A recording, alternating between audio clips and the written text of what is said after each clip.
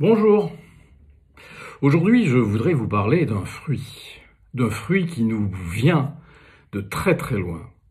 Et ce fruit, c'est la figue de Barbarie.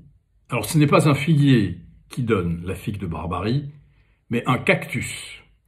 Et ce cactus, il vient du Mexique. Il a été ramené en Méditerranée par les Espagnols, après 1492. Donc, nous n'en parlons pas dans Bien portant avec la médecine du prophète parce que ce fruit n'existait pas au moment où Suyuti a rédigé son canon de la médecine du prophète. Donc, on en revient aux Espagnols qui conquièrent le Mexique et qui trouvent là-bas un cactus qui produit des fruits comestibles.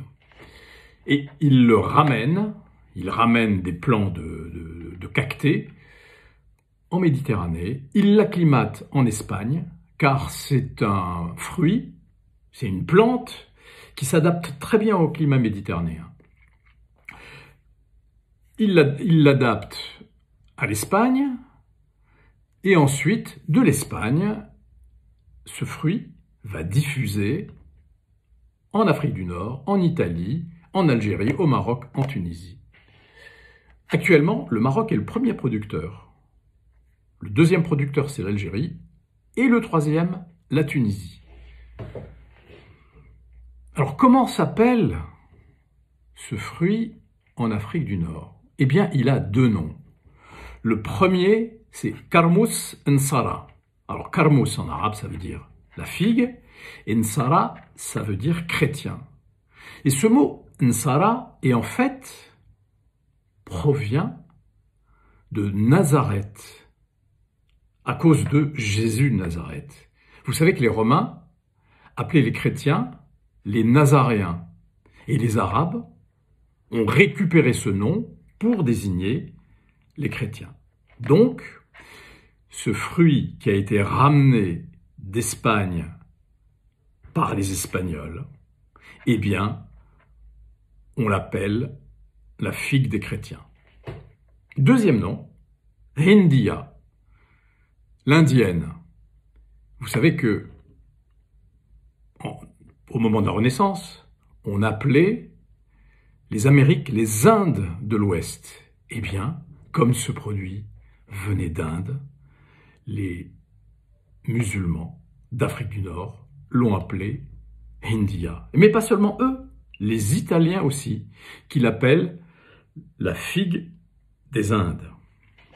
Alors pourquoi est-ce que, en français, ce fruit s'appelle figue de Barbarie? Eh bien, parce qu'au XIXe siècle, les Français ont conquis l'Algérie, puis le Maroc au XXe siècle, puis la Tunisie, et ont trouvé ce fruit qu'ils ont nommé figue de Barbarie, parce que la barbarie, la berbérie, eh bien, c'était l'Algérie, la Kabylie, qu'ils appelaient berbérie. Voilà, c'est très intéressant ce nom. Elle possède plusieurs noms qui parlent de son origine géographique et de ses migrations au travers de l'histoire. Alors cette figue de Barbarie, qui est un peu rébarbative, parce que vous savez qu'elle est couverte de piquant, est-ce qu'elle a des bienfaits au plan de la santé? Eh bien oui, elle a des bienfaits au plan de la santé. Elle contient beaucoup de fibres. Vous savez, les petites graines, ça représente des fibres. Qu'elle contient, ça représente des fibres. Et il faut faire très attention, parce que si vous en mangez beaucoup, vous risquez l'occlusion intestinale. Donc c'est un fruit à consommer modérément, qui contient donc des fibres, de la vitamine C, du sucre en quantité modérée, des agents antioxydants, et surtout, son huile, qui est l'une des huiles les plus chères au monde, l'huile de pépin, l'huile de graines de figue de Barbarie, qui est très très chère, contient énormément de vitamine E, est un puissant antioxydant. On s'en sert en cosmétique pour faire des crèmes anti-rides, pour faire des crèmes anti-cernes, et pour en faire des crèmes hydratantes. C'est une excellente huile essentielle.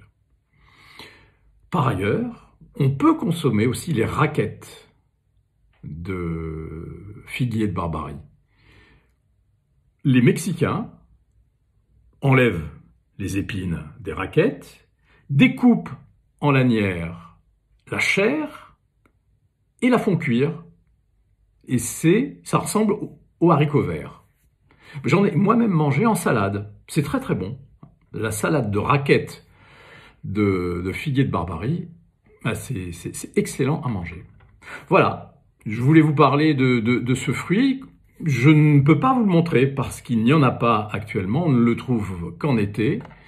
Et à consommer avec modération pour le plus grand plaisir des papilles. Bonsoir.